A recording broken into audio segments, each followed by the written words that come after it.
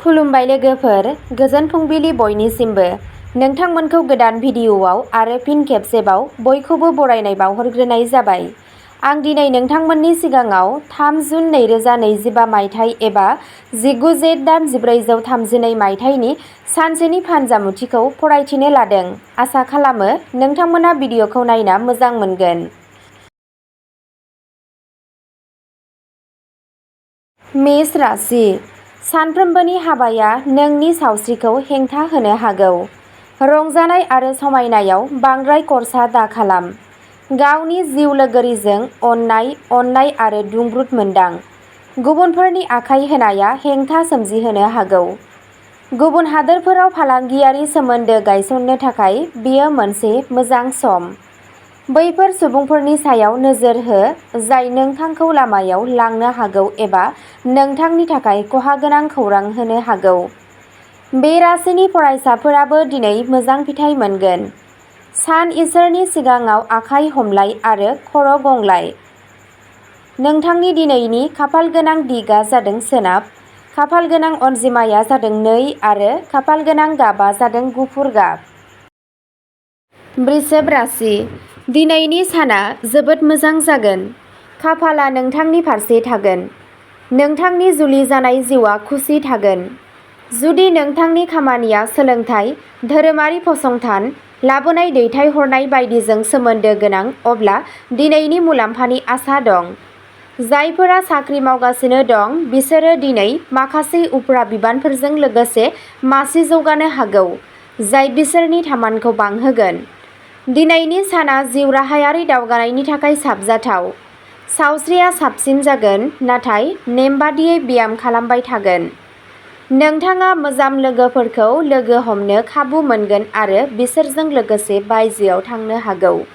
नोंथांनि दिनैनि खाफाल गोनां दिगआ जादों सा, खाफाल गोनां अनजिमाया जादों 1 आरो खाफाल गोनां गाबआ जादों गोजा गाब। मिथुन राशि।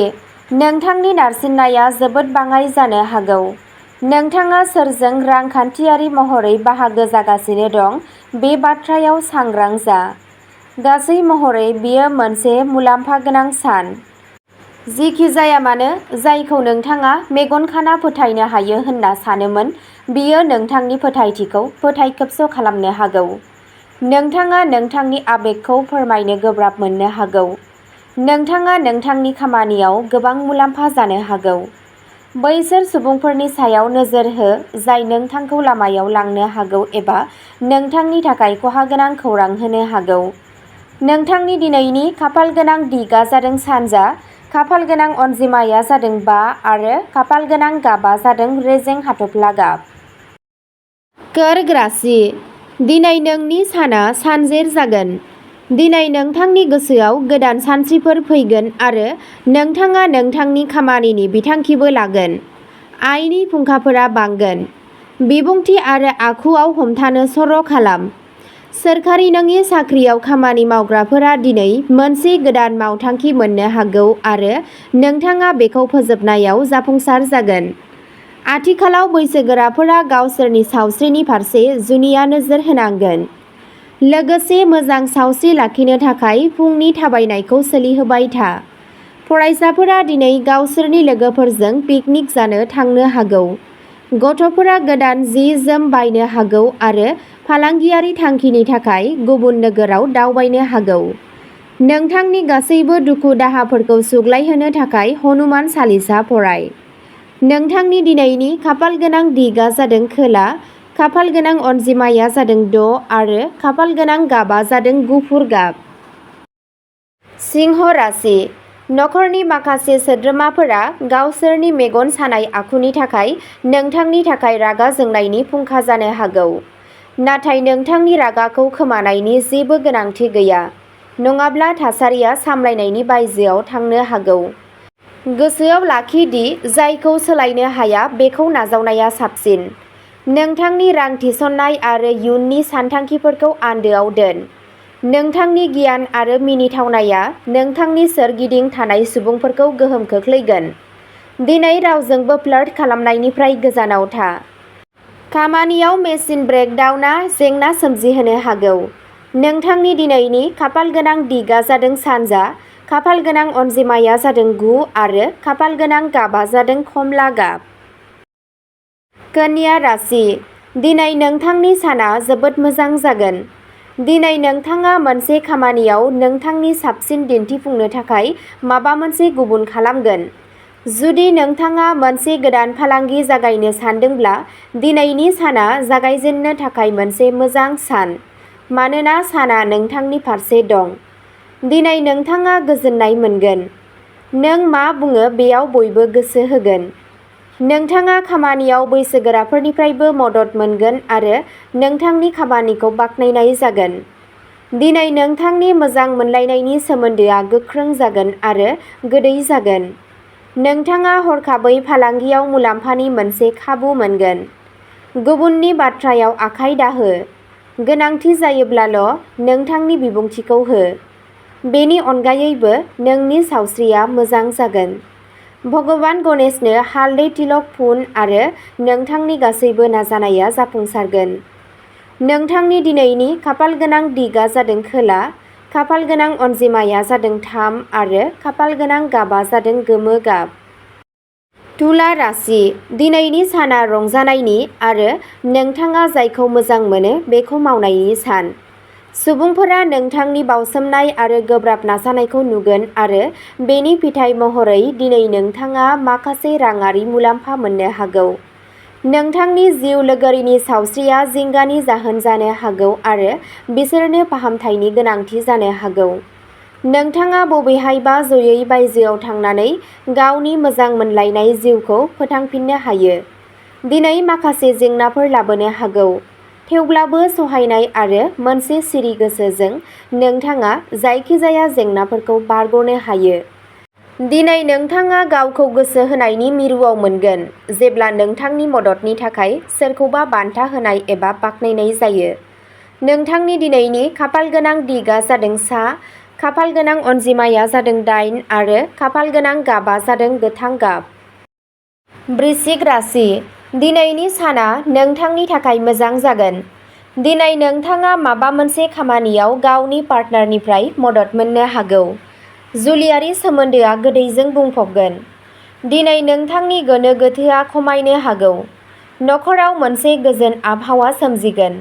दिनैनि साना खन्थाइगिरि आरो बिबुंगोराफोरनि थाखाय मोनसे मोजां सान। गोबां साननिफ्रायनो दिन्दां जानानै थानाय राङा दिनै फैनो हागौ। बेयो फरायसाफोरनि थाखायबो मोनसे मोजां सान जागोन। दिनै नोंथाङा बादायलु आनजादफोरजों सोमोन्दो गोनां मोजां खौरां मोननो हागौ। दिनै राङारि आयदाफोराव दिदोमथि थागोन। सावस्रिया सिगांनिख्रुइ साबसिन जागोन। सिखारनायनि उनाव बुहुम बिमानि खाथियाव खर' गंग्लाय आरो साना मोजाङै थांगोन। नोंथांनि दिनैनि खाफाल गोनां दिगा जादों सोनाब, खाफाल गोनां अनजिमाया जादों 7 आरो खाफाल गोनां गाबा जादों मैनि गाब।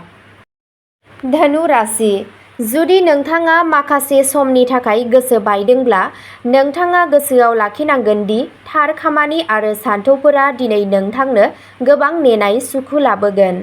उफ्रा रांखौ गुबै सम्पथियाव थिसननो हायो। नोंथाङा खुरमा बाहागिफोरनिफ्राय मदद मोनगोन आरो गोसोआरि बजानिफ्राय उदां जागोन। गोबाव समसिम गावनि आंगोखौ कल खालामाब्ला नोंथाङा बिसोरखौ रागा जोंगोन। दिनै नोंथाङा खामानिनि जायगायाव सोंखारिजानो हागौ। खाजोना आरो बिमाजों सोमोन्दो गोनां जेंनाफोराव गोसो होनाया गोनां। मोजां सुंज्रोबनि आंखालनि थाखाय जेंनाफोर सोमजिनो हागौ, नाथाय बाथ्राफोरखौ सावरायनायनि गेजेरजों सुस्रांनो हायो। नोंथांनि दिनैनि खाफाल गोनां दिगा जादों सोनाब, खाफाल गोनां अनजिमाया जादों 3 आरो खाफाल गोनां गाबा जादों गुफुर गाब।